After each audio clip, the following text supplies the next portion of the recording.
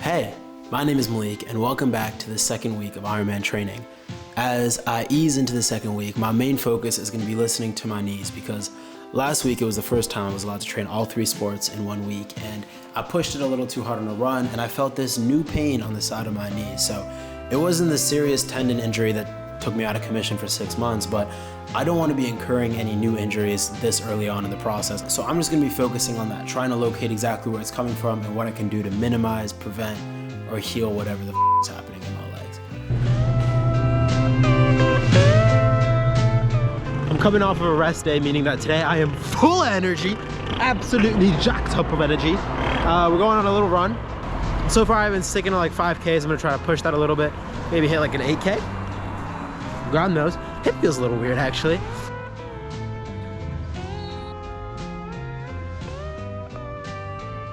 I've done not much. We're looking at 1.6 miles, but I've stayed in zone 3 or zone 2 the entire time, so I'm pretty satisfied.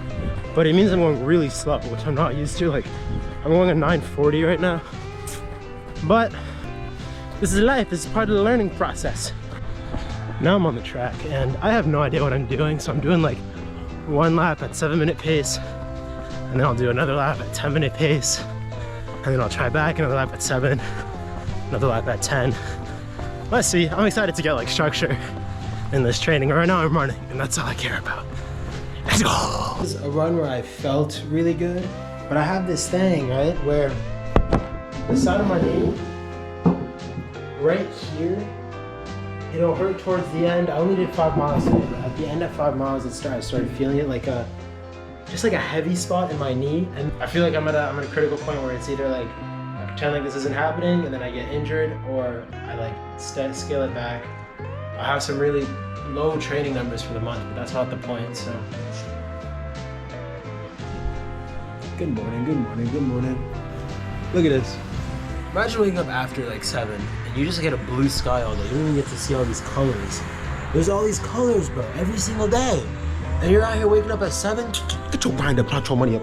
I don't know what this sound's supposed to be.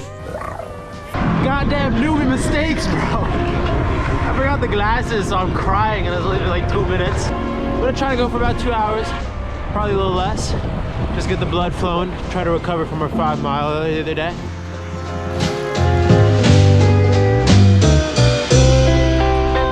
I like this.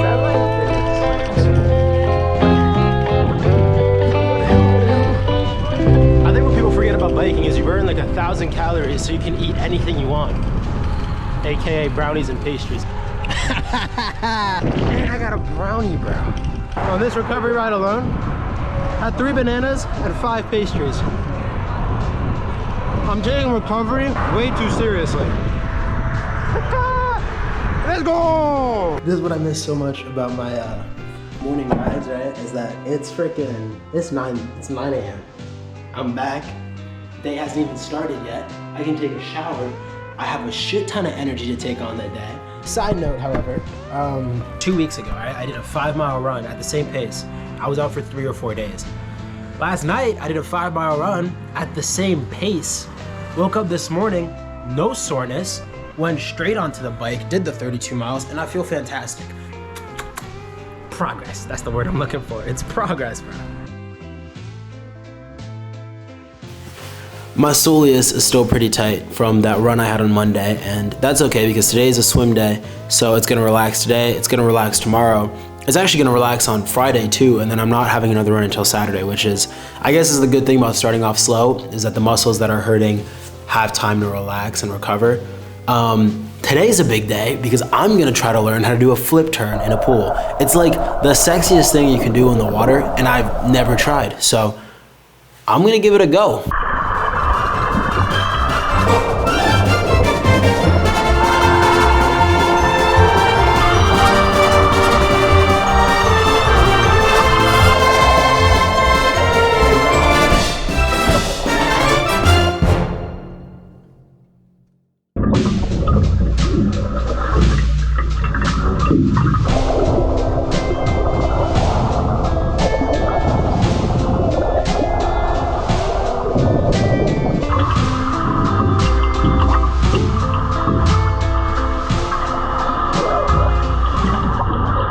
just wrapped up what feels like the most productive swim of my life. I did 1,700 something meters. But the difference is that this time I was with this guy, Alessandro. I realized how much nicer, even in the pool, it is to train with somebody, because they're pushing you a lot more than you would push yourself.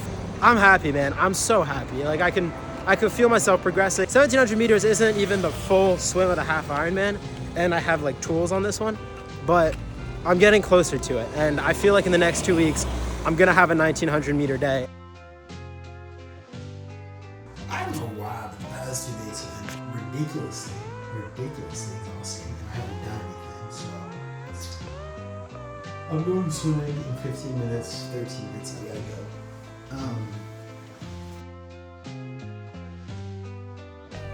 It's almost 8 in the morning. We're going on a swim and a run today. I'm super excited because it's a swim in the ocean. So it's gonna be my first time actually swimming in the ocean. It's early, I'm feeling good. Great, it's early and I was feeling good, but I wasn't feeling comfortable enough to talk to the camera or to film any of the workout, which is ridiculous because I was surrounded by all of these seasoned athletes and I felt like an absolute amateur athlete, and I was like, they're gonna judge me, but they were all amateur athletes at some point, so there would be no reason for them to judge me, and even if they did, that shouldn't affect me. Anyways, that like irrational and annoying, not fear, but just uncomfortability that I have with my camera basically means that I didn't shoot a single thing at that workout. So I'm gonna have to tell you instead of show you what happened. Let me just transport you into my mind at this moment. First of all, drowning, my biggest fear, point blank. Second of all, I get to the ocean on Saturday. I am surrounded by about a dozen athletes, all of them in full body wetsuits with the little buoy bags that drag behind them. So if they feel like it at any point in the swim, they can lie on their backs, hold their buoys, and just take a break. They can float. I pull up in swim shorts because I don't have any of that stuff, and I'm terrified of drowning. So the furthest I've ever swam before getting in the ocean without stopping is 100-meter intervals in a pool where I have the option of stopping whenever I want. 100 meters takes me about 2 minutes. Here I am facing an ocean where I'm supposed to be going on a swim for about 30 minutes.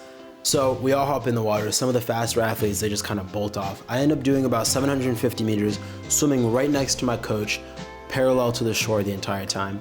And after 15 minutes, she goes, all right, that's good, let's turn around and go back. We turn around, I start swimming in front of her. And after about 5-10 minutes of this, I look up and I can't see her anymore. She is swimming way behind me with some other athletes. And so here I am in the middle of the Atlantic, and I feel like I am by myself, because if I drowned in a split second, no one would be there to drag me and pull me back up. Obviously that's not how you drown, but that's kind of how the irrational fear side of my brain works. Anyways, what I thought would be kind of like a panic attack or a whoa, I'm by myself actually just turned into peace. I was just at peace in the water. I checked my watch, my heart rate is pretty low, which means I'm comfortable. And I'm like, holy I can sustain this for a while. And so, for the first time in my life, I swam 33 minutes continuously in the ocean, without a wetsuit and without anything to hold on to. And it's given me a ridiculous amount of confidence going forward in my ability to get better at swimming and to get better at this Ironman thing in the first place.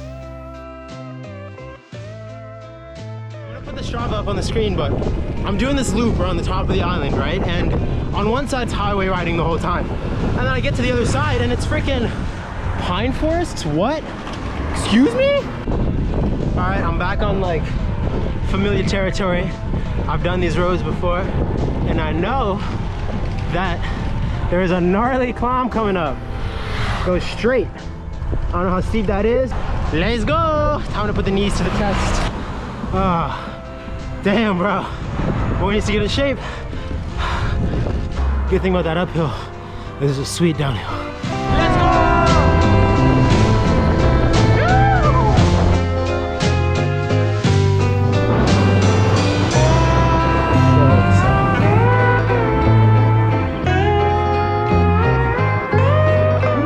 This has been a ridiculously long video. The next 3 are probably not going to be a lot shorter, but I don't actually expect anyone to watch these until I do the race. Just saying. Oh man, as always, seek experiences and make memories. I wonder how that's gonna sound.